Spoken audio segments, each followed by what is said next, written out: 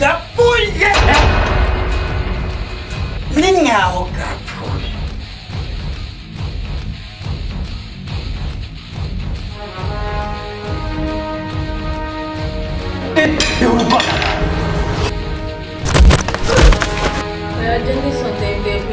ariko ntimwigeze mugira nakino uretse mwe musanze ko mufise umuntu wose hano